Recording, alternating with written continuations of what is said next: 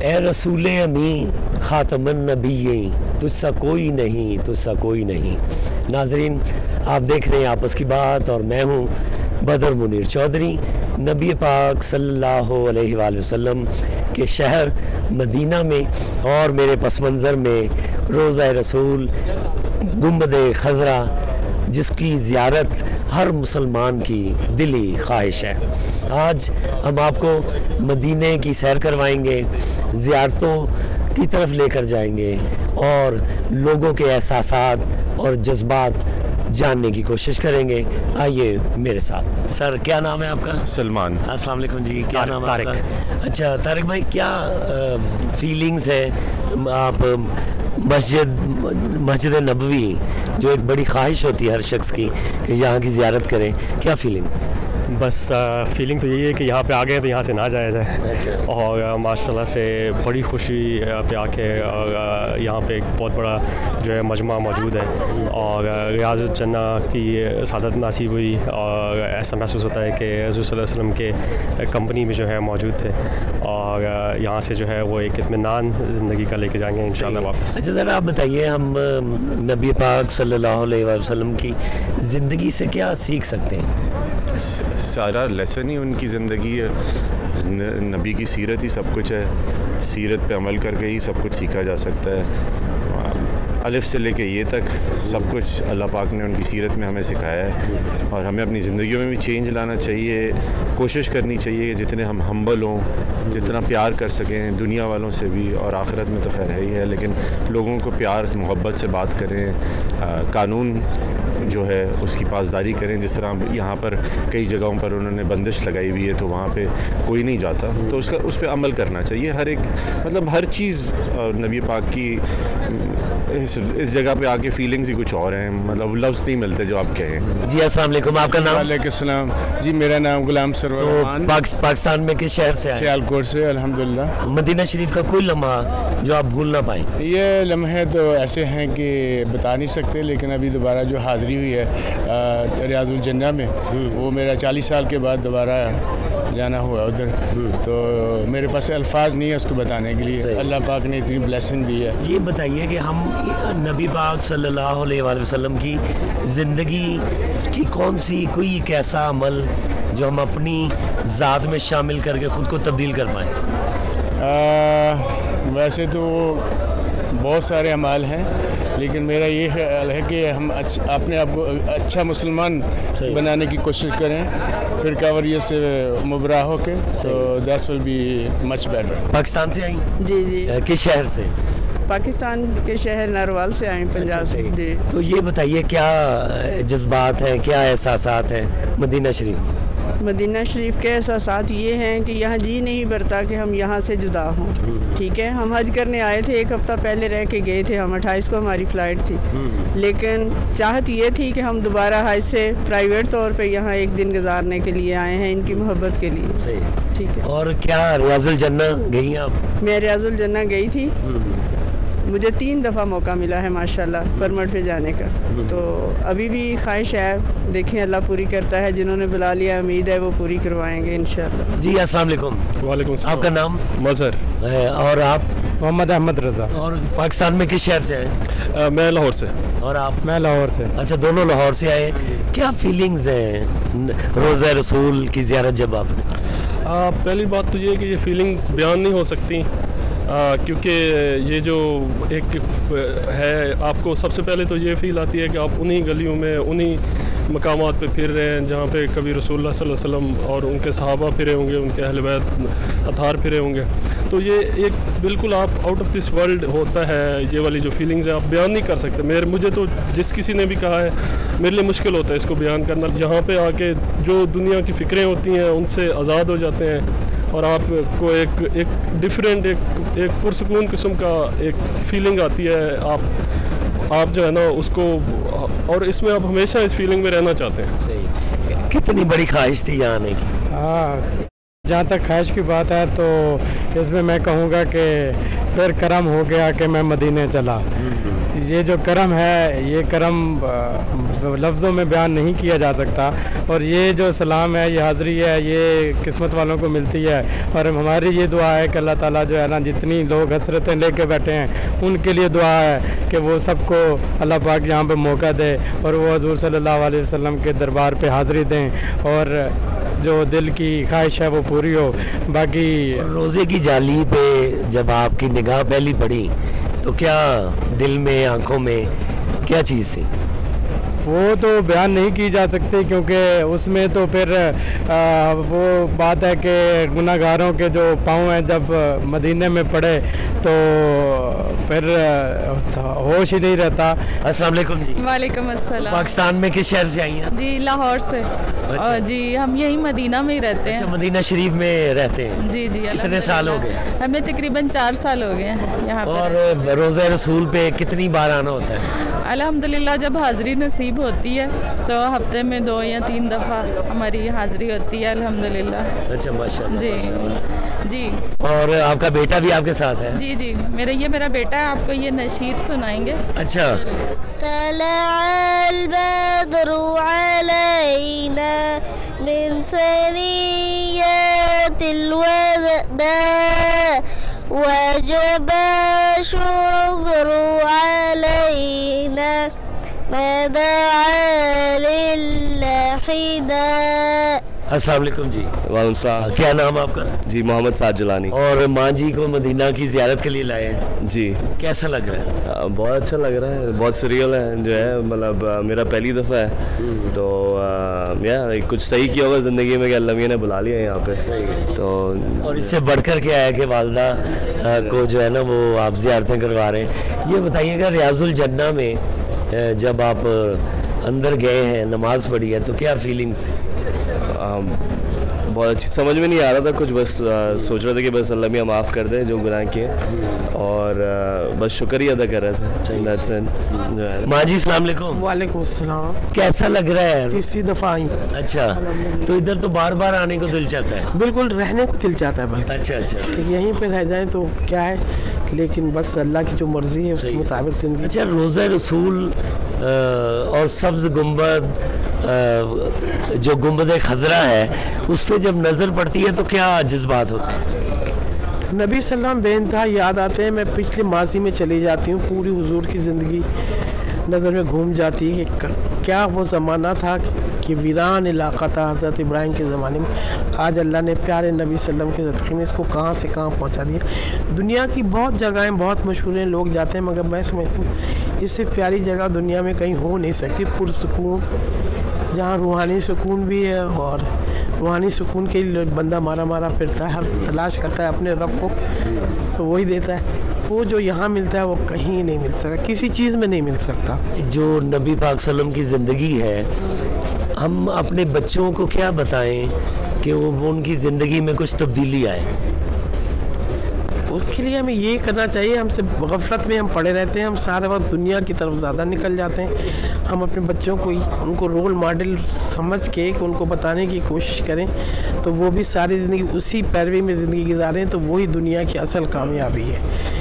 दुनियावी कामयाबी हासिल करना मुसलमानों को भी ज़ाहिर है कि पूरी दुनिया में हुक्मरानी के लिए पैदा किया गया था, महकूम बनने के लिए पैदा नहीं किया गया था, मगर हुक्मरानी इस तरह की जिसमें अल्लाह की रज़ा, उसकी तस्लीम रज़ा शामिल हो, उसके अहकामात की पैरवी शामिल हो।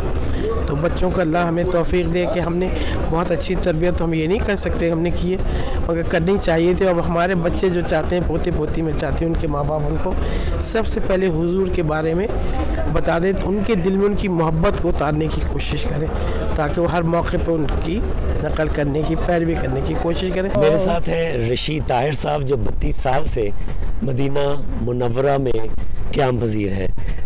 रशीद ताहिर साहब बताइएगा, हम कहाँ खड़े हैं? ये मस्जिद खंदक है और ग़ज़वा खंदक यहाँ पर हुई थी। जी, ये जंग खंदक जहाँ रसूलुल्लाह सल्लल्लाहु अलैहि वसल्लम ने मुशरिकीन पूरे जो आलमी कुफ़र इकट्ठा हो के आपके साथ आखिरी राउंड के लिए, जंग के लिए आ गया था, तो आप सल्लल्लाहु अलैहि वसल्लम के साथ हज़रत सलेमान फ़ारस में ये तरीक़ाकार था कि वो अपने आप को खंदक खोद के सेव करते थे। तो आपने मशावरत के साथ फिर यहाँ खंदक खोदने का फ़ैसला किया गया। ये जो सामने रोड चल रहा है, ये सारी खंदक की जगह थी। और इसके दूसरी तरफ मुशरिकीन मक्का ख़ैमाज़न थे और यहाँ पर रसूलुल्लाह सल्लल्लाहु अलैहि वसल्लम ने औरतें, बच्चे और जितने सहाबा रसूल ताला जो मदीना पाक में थे उनको ला कर यहाँ आबाद किया। और ये मारूफ़ जो सबा मसाजिद से है उसकी वजह ये है कि 7 जो बड़े जय्यद जो खुलफा राशिदीन और साहब जो थे उनके खैमे यहाँ थे, उनके नाम से यहाँ मस्जिद बनाई। ये जो जगह बनी हुई है इसके बारे में बताइए। ये जो जगह है ये सैयदा फ़ातिमा ज़ोहरा सलामुल्लाह अलैहा और अहले बैत की ख़वातीन जो थी वो यहाँ ख़ैमाज़न थी। इसलिए रसूलुल्लाह सल्लल्लाहु अलैहि वसल्लम ने सही ऊपर टीले के ऊपर सैयदना अली करमहजो की ड्यूटी लगाई इनकी हिफाजत के लिए। और ऊपर जो मस्जिद नज़र आ रही वो सैयदना अली करमहजो का खैमा था और उसी जगह पे मस्जिद है। और यहाँ सैयदा फ़ातिमा ज़ोहरा सलामुल्लाह अलैहा का खैमा था, इसी निस्बत से इसको मस्जिद सैयदना फ़ातिमा ज़ोहरा सलामुल्लाह अलैहा कहा जाता है। इसके साथ आपको इस तरफ अगर जाएँ तो ये सामने सैयदना उमर रज़ियल्लाहु ताला की मस्जिद आपको सामने दिखाई दे रही है। और यहाँ पार्किंग में 2 दूसरी मसाजिद थी, सैयदना अबू बकर सदीक़, सैयदना उस्मान गनी रज़ियल्लाहु ताला। और वो पार्किंग की वजह से उसको फिर गवर्नमेंट ने ये बड़ी मस्जिद जो खंदक के नाम से आपको सामने नज़र आ रही है। तो लेकिन असल में रसूलुल्लाह सल्लल्लाहु अलैहि वसल्लम का ख़ुद जो खैमा जो चीफ़ ऑफ कमांडर थे और पूरे इस ऑपरेशन की निगरानी भी फरमा रहे थे, तो आपका खैमा वो पहाड़ी के ऊपर था, यहाँ से पूरा मैदान जंग जो नज़र आ रहा था, आप उसकी निगरानी कर रहे थे। और यहाँ पर ही अल्लाह के हुजूर आप सजदा रेज़ हुए और लंबा सजदा अदा फरमाया और अल्लाह के हुजूर दुआ फरमाई कि मारूफ़ दुआ है कि अल्लाह अगर ये मुट्ठी बार मुसलमान मिट गए तो तेरा नाम लेने वाला कोई नहीं बचेगा। तो फिर अल्लाह ताला ने जिब्रील अमीन के ज़रिए फ़तह की खुशखबरी दी, तो इसलिए इसको मस्जिद फ़तह भी कहते हैं। और इसके साथ आप क्योंकि मशावरत में लम्हा बे लम्हा हज़रत सुलेमान फ़ारसी साथ रहे तो इसलिए उनका खैमा आपने साथ रखा और इसलिए आपके साथ ही मस्जिद फ़तह के नीचे उतरते ही सामने साथ जो आपके पहलू में मस्जिद सुलेमान फ़ारसी रज़ियल्लाहु ताला है और इसको मैदान जंग कहते हैं, मैदान फ़तह भी कहा जाता है। हाँ जी। और ये सारा जो पीछे पहाड़ नज़र आ रहा है ये जबल साले है, इसके नाम से मारूफ़ है। ये जी जबल साले है और ये मारूफ़ महल्ला है, यहाँ जंग खंदक हुई थी, उसके साथ ही ये गारे सजदा है। और इसके बारे में मारूफ़ हदीस पाक है कि रसूलुल्लाह सल्लम यहाँ तशरीफ़ फरमाते, अल्लाह के हुज़ूर इल्तिजा और जिब्रील अमीन तशरीफ़ लाए और फरमाया कि आपकी उम्मत के साथ वो अच्छा सलूक करेगा और शफ़ात के लिए खुशखबरी दी। तो रसूलुल्लाह सल्लम ने शुक्राने के तौर पे यहाँ पर लंबा तवील सजदा अदा फरमाया, इसलिए इसको गारे सजदा कहते हैं। और जैसे कि हदीस पाक में आता है, हज़रत माज़ रज़ियल्लाहु ताला फरमाते हैं कि आपको तलाश किया गया गलियों में, हत्ता के घरों में आप नहीं मिले, जब यहाँ पहुँचे तो आप अल्लाह के हुज़ूर सजदे की हालत में थे। तो उसी निस्बत से लोग यहाँ ज़ियारत के लिए आते हैं और इसको गारे सजदा कहा जाता है। हम मस्जिद कुबा के बाहर खड़े हैं जो इस्लाम की सबसे पहली मस्जिद है। मौलाना साहब कुछ डिटेल बताइएगा। जी अल्हम्दुलिल्लाह, अल्लाह पाक ने हमें मौका दिया मदीना मुनव्वरा में मस्जिद नबी में हाज़िरी के बाद ये मस्जिद कुबा जो इस्लाम की सबसे पहली मस्जिद है। हुज़ूर पाक सल्लल्लाहु अलैहि वसल्लम ने जब मक्का से हिजरत फरमाई तो सबसे पहले कुबा में आके मस्जिद की बुनियाद रखी और पहला पत्थर हुज़ूर सल्लल्लाहु अलैहि वसल्लम ने खुद रखा और फिर बाद में सहाबा ने इस मस्जिद को बनाया। तो एक सबक इसमें यह दिया जा रहा है कि मुसलमान को सबसे पहले मस्जिद के साथ जोड़ा है कि इस्लाम की जो बका है वो मस्जिद के साथ है। और मोमिन मस्जिद में ऐसा है कि जैसे मछली पानी में होती है। और हुज़ूर सल्लल्लाहु अलैहि वसल्लम की हदीस का मफ़हूम है कि जो आदमी वज़ू करके घर से मस्जिद कुबा में 2 रकत पढ़ेगा उसको उम्रे का सवाब मिलेगा। और हुज़ूर पाक सल्लल्लाहु अलैहि वसल्लम ख़ुद भी मस्जिद नबी से अक्सर पैदल कभी आया करते थे, कभी सवारी पर, और आकर यहाँ पर 2 रकत नफल अदा किया करते थे।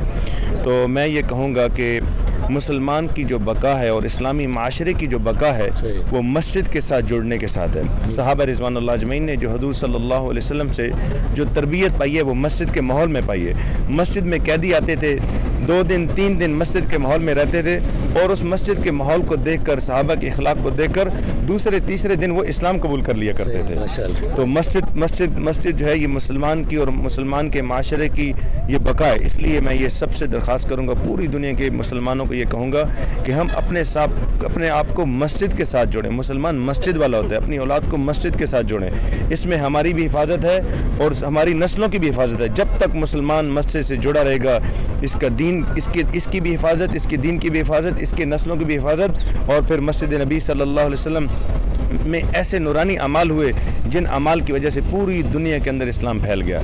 और मस्जिद के अमाल क्या थे कि हजूर सल्लल्लाहु अलैहि वसल्लम के ज़माने में दावत इल्लल्लाह, तालीम व तअल्लुम, ज़िक्र इबादत और ख़िदमत का अमल था। इन अमाल की वजह से पूरी दुनिया के अंदर इस्लाम फैल गया। तो मेरी ये दरख्वास्त है कि पूरी दुनिया में जहाँ जहाँ भी मुसलमान हैं, हम इन अमाल को अपनी मस्जिदों में आबाद करें, अपनी मस्जिदों को इन अमाल से आबाद करें, ताकि जो नूरानियत और जो फैज़ हजूर सल्लल्लाहु अलैहि वसल्लम के ज़माने में सारी दुनिया को पहुँचा वो हमें भी हासिल और सारी दुनिया की इंसानियत हजूर पाक सल्लल्लाहु अलैहि वसल्लम के मुबारक नूरानी अमाल से फ़ायदा उठाने वाली बन जाए। मैं मौजूद हूँ मस्जिद किबलतैन और मेरे साथ है कारी मोहम्मद फ़ुरकान। फ़ुरकान साहब, क्या वाक़या क्या हुआ था? जी बिस्मिल्लाहिर्रहमानिर्रहीम। इसका वाक़या ये है कि नबी सल्लल्लाहु अलैहि वसल्लम जब मक्के से तशरीफ़ लाए मदीने में, तो 17 माह तक जो अल्लाह के पैगम्बर सल्लल्लाहु अलैहि वसल्लम इसी बस्ती में रहते थे। तो 17 माह तक जो किबला था हमारा वो मस्जिद अक्सा था, ठीक है। तो उसी साइड पे अपना रुख करके नमाज अदा करते थे। तो अल्लाह के नबी सल्लल्लाहु अलैहि वसल्लम की चाहत भी थी और ख्वाहिश भी थी कि किबला बैतुल्लाह हो जाए। तो इसमें माशाल्लाह खूबसूरत अंदाज में अल्लाह ने कुरान में भी बयान किया। तो वो फिर मुख्तसर से यह है कि ज़ोहर की नमाज में अल्लाह पाक ने वो चेंज कर लिया किबला। तो उसमें यह है कि कुरान में अल्लाह ने फरमाया कि क़द नरा तक़ल्लुब वजहिक फ़िस समा।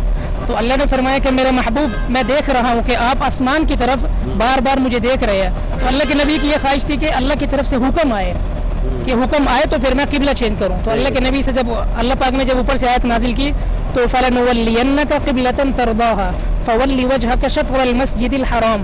तो फिर वो ज़ोहर की नमाज में अल्लाह पाक ने जो है ना हुक्म दिया, तो वो फिर किबला चेंज हो गया। यहाँ पे शुक्राने के नफिल आप आए हो माशाल्लाह, तो शुक्राने के नफिल अदा करें। बिस्मिल्लाहिर्रहमानिर्रहीम। ये पहले किबला ये था मस्जिद अक्सा की तरफ। जब अल्लाह के नबी सल्लल्लाहु अलैहि वसल्लम यहाँ पे आए थे 17 महीने, तो इस साइड पे किबले की रुख तरफ नमाज अदा करते थे। तो जब अल्लाह की तरफ से हुक्म हुआ फ़लनुवल्लियन्नका क़िबलतन तरदाहा फ़वल्लि वजहक शत्रल मस्जिदिल हराम, फिर ये मस्जिद हराम की तरफ किबला चेंज हो गया। ये नमाज ज़ोहर का वक़्त था, तो उसी में नमाज में ही चेंज कर लिया। फिर अल्लाह की तरफ से हुक्म आ गया, तब ये फिर आयत नाजिल हुई है क़िबलतन तरदाहा। तो ये फिर मस्जिद हराम की तरफ ये किबला है। तो तब से ले अब तक फिर ये हमारा किबला है। ये बिस्मिल्लाहिर्रहमानिर्रहीम। क़द नरा तक़ल्लुब वजहिक फ़िस्समा फ़लनुवल्लियन्नका क़िबलतन तरदाहा फ़वल्लि वजहक शत्रल मस्जिदिल हराम। अभी हम ओहद के मैदान में हैं। तो ग़ज़वा ओहद बहुत मशहूर है और इसमें हज़ूर सल्लल्लाहु अलैहि वसल्लम ने सहाबा से मशवरा किया कि भाई मदीने में रह के लड़ा जाए या बाहर जाके लड़ा जाए। तो कुछ लोगों की राय थी कि मदीना में रह के लड़ा जाए, लेकिन हज़ूर सल्लल्लाहु अलैहि वसल्लम ने मदीना से बाहर आके लड़ने का फ़ैसला किया। तो कुछ मुनाफिकीन थे, वो नहीं आए। उन्होंने कहा कि चूँकि हमारी राय नहीं थी, हम नहीं आए। तो हज़ूर सल्लल्लाहु अलैहि वसल्लम ने अपनी जमात को लिया और ग़ज़वा ओहद के लिए तशरीफ़ लाए। तो ये मेरी राइट साइड पे ये मैदान ओहद है, यहाँ पर जंग हुई थी और कुफ़ार इधर से आए थे, सहाबा इधर से आए थे मदीना से। ये वो पहाड़ी है जिस पहाड़ी पर अल्लाह के रसूल सल्लल्लाहु अलैहि वसल्लम ने एक तीर अंदाज दस्ते को मुतय्यन किया था कि आप लोगों ने उस वक्त तक नीचे नहीं आना जब तक आगे टिल फर्दर ऑर्डर, जब तक आगे ना बताया जाए। तो मार्का हुआ, फ़तह हो गई। तो जो दस्ता यहाँ मौजूद था उन्होंने देखा कि पूरे जब फ़तह हो गई है और सहाबा माल गनीमत जमा करना शुरू कर दिया है, तो कुछ सहाबा ने कहा कि भाई हम भी नीचे चलते हैं। लेकिन अमीर ने कहा कि नहीं, अल्लाह के रसूल सल्लल्लाहु अलैहि वसल्लम ने जो हमें हुक्म दिया हम उसको फॉलो करेंगे। तो कुछ सहाबा जो है नीचे आ गए। तो खालिद बिन वलीद उस वक़्त मुसलमान नहीं हुए थे। उन्होंने पीछे से देखा कि भाई ये जगह खाली है, तो उन्होंने दोबारा मुशरिकीन कुफ़ार आए और दोबारा हमला किया। तो फिर उस वक़्त काफ़ी सहाबा शहीद हो गए और फ़तह शिकस्त में तब्दील होती नज़र आई। और फिर उसके बाद इसमें क्या मैसेज है कि अल्लाह के रसूल सल्लल्लाहु अलैहि वसल्लम मौजूद हैं और अल्लाह के रसूल सल्लल्लाहु अलैहि वसल्लम के तरीक़े को, हुक्म को, बात को नहीं फ़ॉलो किया, अल्लाह की मदद हट गई। तो अल्लाह की मदद का जो ज़रिया है वो अल्लाह का हुक्म, हजूर सल्लल्लाहु अलैहि वसल्लम का तरीका है। अल्लाह के रसूल के तरीके को हम अपनाएंगे, दुनिया के किसी हालात में भी हैं, अल्लाह की मदद हमारे साथ होगी। फिर दूसरा हिस्सा क्या हुआ, अबू सुफियान को पता चला कि अक्सर सहाबा शहीद हो गए और मुसलमान बिल्कुल जो है ना वो जो है कमज़ोर पड़ गए। तो उन्होंने ये सोचा कि भाई चलो let's go back and let them finish completely, उनको मुकम्मल ही ख़त्म कर दिया जाए। तो दोबारा अबू सुफियान ने तैयारी की और दोबारा हमले के लिए आया। हजूर सल्लल्लाहु अलैहि वसल्लम को जब इत्तला मिली तो अल्लाह के रसूल ने भी सहाबा को जमा किया और फरमाया कि जो सहाबा जो पहले थे, जो पहले ओहद में मौजूद थे, जख्मों से चूर, यही दोबारा हमरतुल असद में जाएंगे, दोबारा लड़ेंगे और नया कोई शामिल नहीं होगा। अब वही कमज़ोरों की जमात, इतने सहाबा जख्मों से चूर, कोई ज़ख्मी एक को उठाता है, दूसरी थोड़ी दूर तक चलता है, फिर दूसरा दूसरे को उठाता है, ऐसे दोबारा अल्लाह के रसूल के कहने पे दोबारा हमले के लिए, लड़ाई के लिए जाना शुरू कर दिया। तो एक शायर गुजर रहा था तो अबू सुफियान ने पूछा कि भाई मुसलमानों का क्या हाल है? तो शायर ने कहा कि तुम्हें क्या पता कि मुसलमान इतनी बड़ी फ़ौज लेके आ रहे हैं कि तुम्हें मलिया मेट कर देंगे, ख़त्म कर देंगे। इस एक जुमला सुनने से अबू सुफियान को इतना खौफ आया कि सारा माल छोड़ के उसने अपनी आर्मी को कहा कि जो कुछ है छोड़ो और चलो यहाँ से। सब माल, लूटा हुआ माल भी, अपना माल भी, सब कुछ छोड़ के वो वापस भाग गए। तो और जब हजूर सल्लल्लाहु अलैहि वसल्लम गए तो अल्लाह पाक ने आयत उतार दी कि हम तुम्हें खुशी के साथ, माल के साथ तुम्हें फतह देंगे और वापस लौट कर आए। तो यहाँ पर क्या सबक है कि अल्लाह ही आसानी पैदा करते हैं। इतना मुश्किल मरहला था लेकिन अल्लाह ने उसको ऐसे आसान कर दिया। जी अस्सलाम वालेकुम। वालेकुम अस्सलाम। क्या नाम है आपका? मोहम्मद आरिफ। पाकिस्तान में किस शहर से? कराची से। यहीं रहता हूँ मैं। अच्छा, इधर ही मदीना शरीफ में। ज़बरदस्त। कितनी बार आते हैं? जब मौका मिलता है, वक्त मिलता है, इंशाल्लाह मैं आ जाता हूँ। अच्छा। खासकर सुबह फजर पे। अच्छा। तो हुजूर के रोज़े पे सामने गुंबद को देख के दुरूद भी पढ़ता हूँ, नात भी पढ़ता हूँ। और क्या कैफियत होती है जब आप नात पढ़ रहे होते हैं? कैफियत सर यूँ समझे कि दिल में राहत होती है जब हुजूर के रोज़े की तरफ देखते हैं। तो क्योंकि इंसान के साथ दुनियादारी के मामलात और बहुत सारी, जब हुजूर के रोज़े को देखते हैं तो खुशी होती है, राहत होती है और दिल में जो एक हुजूर की बारगाह से शफात की और हुजूर की रहमत की उम्मीद होती है कि हुजूर इसी तरह हम पर नज़र करम रखें और इस शहर में भी रहते हुए बाअदब रहें।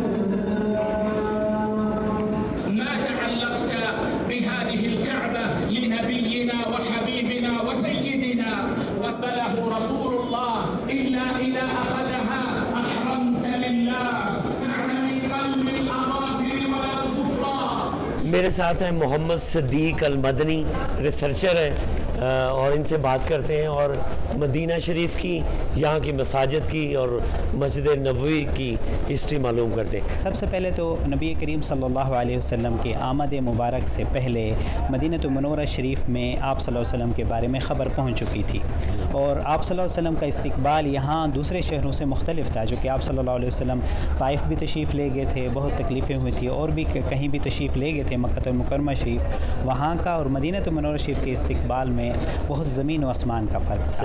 क्योंकि अहले मदीना इंतज़ार में थे और शौक़ में थे और जोश के साथ अहले मदीना जब उनको पता चला कि आका करीम सल्लल्लाहु अलैहि वसल्लम बनु सालिम से चल पड़े हैं और आगे मदीनतुल मुनव्वरा शरीफ तशरीफ़ ला रहे हैं, तो वो रोज़ाना मदीना शरीफ से बाहर जाके मस्जिद कुबा शरीफ जहाँ इस वक्त है उससे थोड़ा आगे जाके एक जगह है जहाँ ऊंची जगह थी और आगे वादी थी।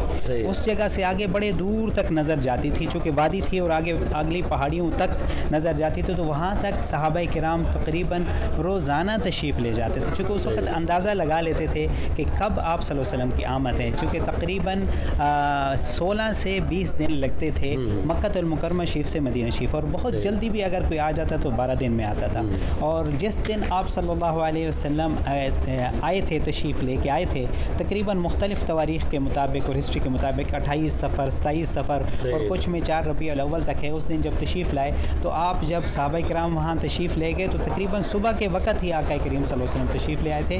तो उस मस्जिद का नाम या उस जगह का नाम मस्जिद मिसबाह है और सऊदी गवर्नमेंट का शुक्रिया अदा करते हैं कि अभी उस वक्त ऑफिशियली उसके ऊपर जगह बना दी है, उसके ऊपर लिख दिया है और उस जगह को महफूज कर लिया। और इस शहर का नाम यसरब था पहले यसरब था। अभी तो आका करीम सल्लल्लाहु अलैहि वसल्लम की आमद हो रही है ना। तो आप सल्लल्लाहु अलैहि वसल्लम जब यहाँ तशरीफ़ ले आए तो उसके बाद इसका नाम मदीनतुन्नबी सल्लल्लाहु अलैहि वसल्लम, और मदीना और ताबा, दारुल ईमान, दारुल नईम, दारुल तक़वा, ये सारे मदीनतुल मुनव्वरा शरीफ के नाम हैं। और शिफा का मरकज़ बन गया, जबकि यसरिब का माना होता है बीमारी के गढ़।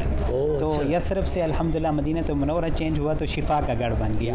तो बहरकैफ उसके बाद आके करीम सल्लल्लाहु अलैहि वसल्लम कुबा शरीफ जहाँ इस वक्त मस्जिद कुबा है, हर्रत कुबा में तशरीफ़ ले आए, और वहाँ हज़रत कलसूम बिन अल-हदम का घर था छोटा सा, आपने वहाँ तशरीफ़ फरमा हुए, और उनकी छोटी सी ज़मीन भी थी सामने, उसको मिरबत कहते हैं। मौला की शान यानी मस्जिद कुबा शरीफ भी जहाँ बनी वो भी खजूर खुश करने की जगह थी, और मस्जिद नबवी शरीफ भी जहाँ बनी यहाँ भी खजूर खुश करने की जगह थी, और सारा खुश पुरानी कब्रें थी। तो वो जगह पे, उस जगह पे आका करीम सल्लल्लाहु अलैहि वसल्लम ने अपनी मस्जिद कायम की, जो कि मस्जिद की पहली इस्लाम की पहली मस्जिद थी। उससे पहले कोई मस्जिद नहीं थी।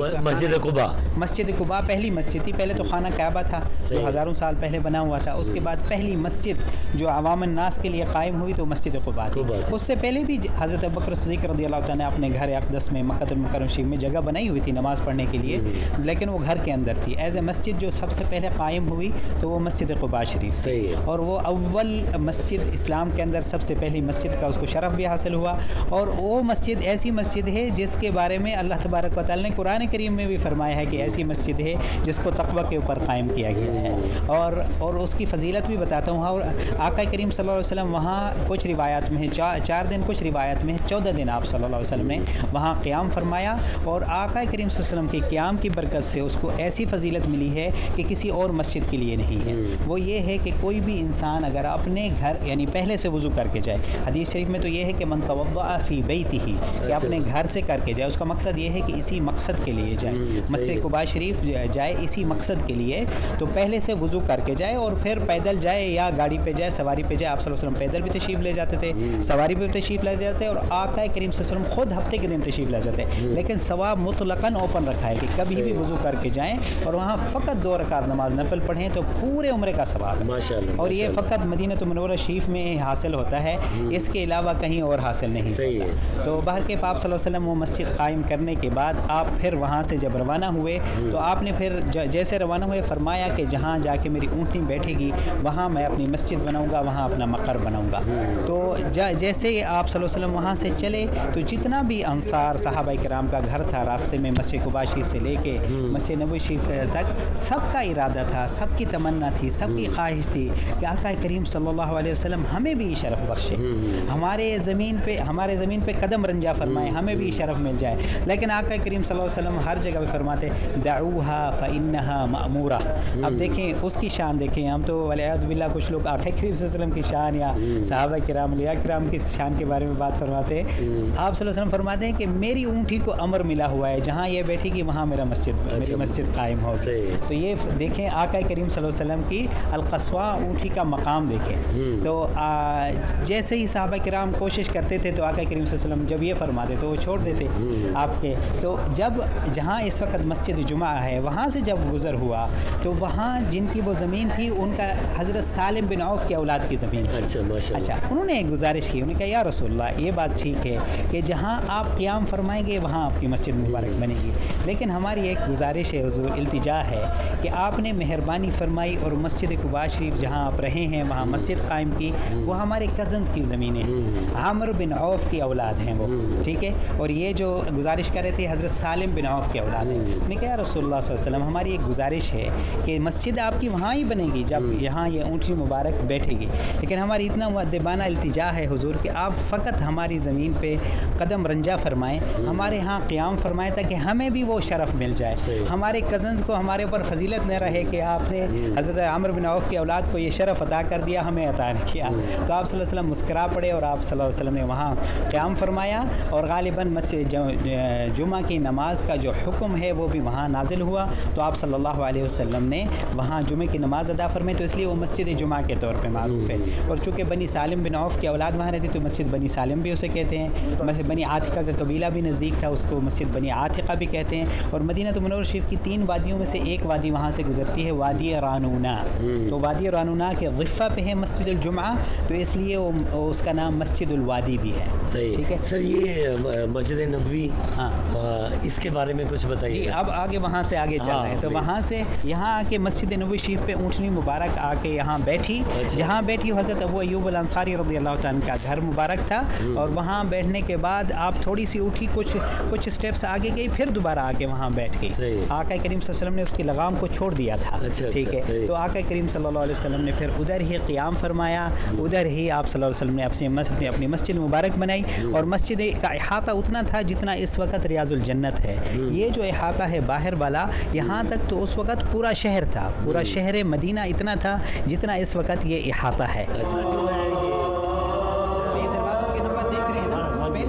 होते थे अंदर का मसलन 16-17 है, तो ये भी 16-17 लोग कंफ्यूज होते थे। बाहर के नंबर जो है